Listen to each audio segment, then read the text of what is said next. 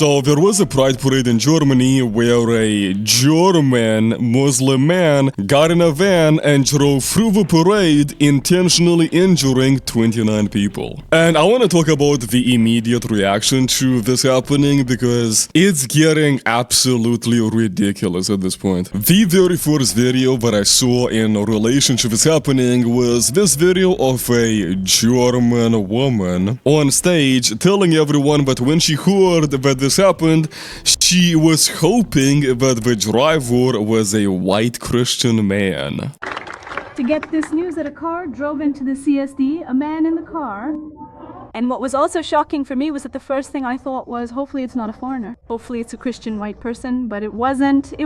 And that is where intersectionality shows itself again. That's a really cool thing about being on the right when it comes to these issues. Whenever an attack like this happens, you don't have to hope for anything. You can just assume, and over 90% of the time, your assumption will be correct. And this is also such a stupid thing to say. Oh, I hope that the thing that Muslims are known for doing. I hope that it wasn't a Muslim this time. I hope it was a white Christian man appropriating Muslim culture.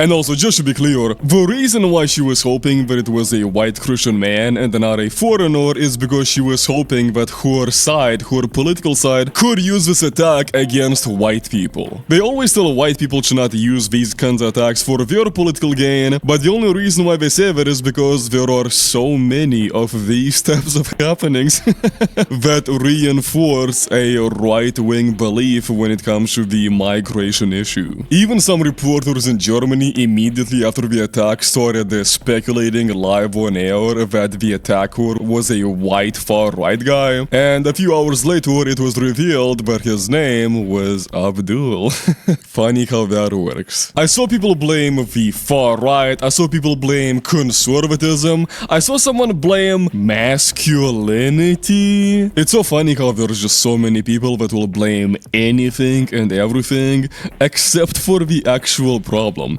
How do you people expect to address the issue if you can't even acknowledge what the issue is? The attacker was born in Berlin and people are unironically saying that he was German. It's so funny how so many people really don't seem to realize that that argument, that point, doesn't say what they think it says. You telling me that some third world wars come to Germany, they have a kid, that kid grows up and he decides to get in a van and drive over a bunch of people at a pride parade? You telling me that that guy is German? All that tells me is that it doesn't actually matter the land that people were born on.